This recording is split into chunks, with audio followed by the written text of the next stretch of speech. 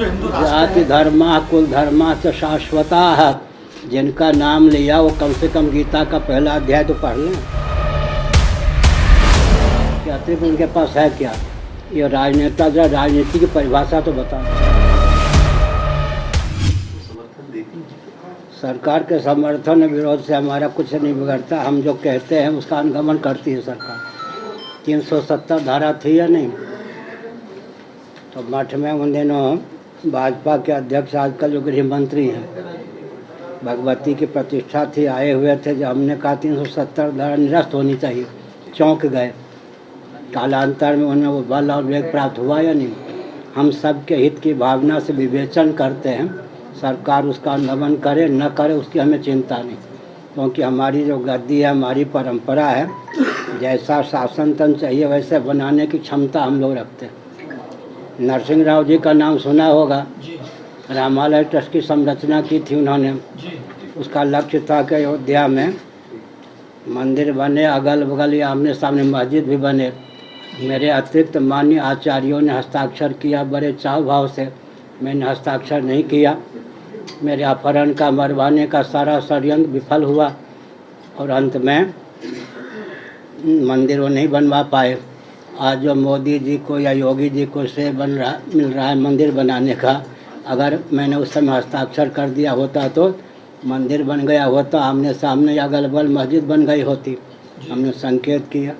मैंने कहा था भगवत कृपा से हिंदू राष्ट्र, और यह भी कहा था कि मारकाट की बात नहीं है। सबके पूर्वज सनातनी वैदिक आर्य हिंदू थे। मोहम्मद साहब के पूर्वज कौन थे? ईसा मसीह जी के पूर्वज कौन थे? सबके पूर्वज सनातनी वैदिक आर्य हिंदू थे।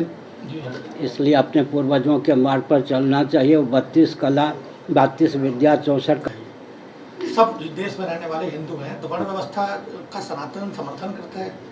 या आने वाला जो हिंदू राष्ट्र जाति है, धर्मा कुल धर्मा च शाश्वता है। जिनका नाम लिया वो कम से कम गीता का पहला अध्याय तो पढ़ लें। अर्जुन का वचन है, जाति धर्मा कुल धर्मा च शाश्वता है। जाति धर्म कुल धर्म शाश्वत हैं। आगे का अर्जुन ने सनातना सिद्धांत है, इसका खंडन कहीं नहीं है। अच्छा, मैं ही प्रश्न कर दूं तो शिक्षा, रक्षा, अर्थ और सेवा के प्रकल्प सदा संतुलित रहें, इसके लिए परंपरा से वर्ण व्यवस्था आवश्यक है या नहीं? कूटनीति के अतिरिक्त उनके पास है क्या? ये राजनेता जो राजनीति की परिभाषा तो बता दें। राजनीति की परिभाषा जानते हैं, राजनेता बन के घूम रहे हैं। तरस आती उनकी अकल पर, शकल पर। राजनीति, राजधर्म, अर्थनीति, दंड नीति, छात्र धर्म, ये 5 पर्याय हैं।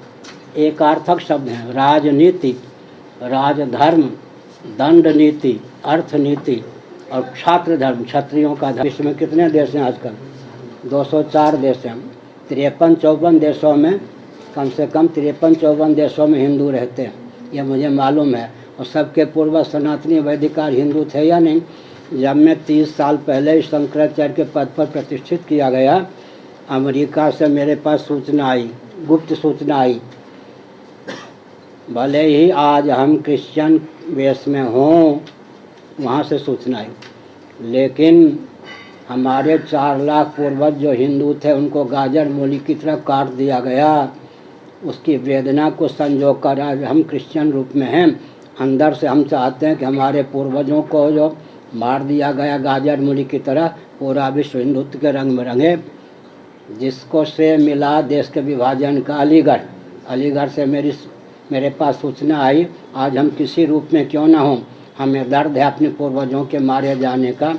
इसलिए आप हिंदू राष्ट्र, हिंदू विश्व की उद्भावना कीजिए। एशिया महाद्वीप हिंदू महाद्वीप हो, पहले भारत, फिर नेपाल, फिर भूटान, फिर एशिया महाद्वीप हिंदी महाद्वीप के रूप में उद्भाषित हो। पूरा विश्व हिंदुत्व के रंग में रंगे। बाइबल में मेरी आस्था है, परंतु आधुनिक विज्ञान ने बाइबल में जो सृष्टि संबंधी मान्यताएं हैं उन पर पानी फेर दिया है। इतने अंशों में मैं बाइबल को नहीं मानता। बाइबल के अनुसार, मैं नहीं कह रहा, बुश मोह ने कहा, बाइबल के अनुसार सृष्टि की रचना कुछ 6000 वर्ष पहले हुई, मानेंगे?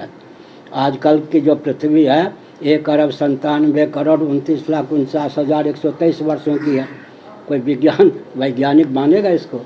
इसलिए हमारा सिद्धांत, पूरे वैदिक वाङ्मय की बात छोड़ दीजिए, लाखों हमारे ग्रंथ जलाए गए, फिर भी जितना ग्रंथ सुलभ है उसकी बात भी छोड़ दीजिए। भगवत गीता में केवल 700 श्लोक हैं। थोड़ी देर के लिए भगवत गीता की बात छोड़ दीजिए, ऋग्वेद के 10वें मंडल में नासदी सूक्तम में केवल 7 मंत्र हैं। उन 7 मंत्रों के माध्यम से जो सृष्टि के स्वरूप का वर्णन किया गया है, विज्ञान और वैज्ञानिकों को भी दिशा देने की उसमें क्षमता है, दिशा ले भी रहे। इसलिए हमारा सिद्धांत अकाट्य है, सबके हित की भावना से भावित है। सुन लीजिए, अर्थशास्त्र की दृष्टि से बात कीजिए। विश्व बैंक ने अपनी सारी गुत्थी आकर 5 मई 1999 को अर्थशास्त्र संबंधी मेरे पास आके सुलझाई थी। अर्थशास्त्र की बात आप कर रहे हैं। हर व्यक्ति की जीविका जन्म से सुरक्षित हो, हर व्यक्ति का जीवन दुर्व्यसन मुक्त हो, इससे बढ़िया अर्थशास्त्र क्या होगा? हमारे यहाँ है, हर व्यक्ति की जीविका जन्म से सुरक्षित, हर व्यक्ति का जीवन दुर्व्यसन मुक्त। अब थोड़ा विचार कीजिए, चप्पल बनाने का काम किनको दिया गया था?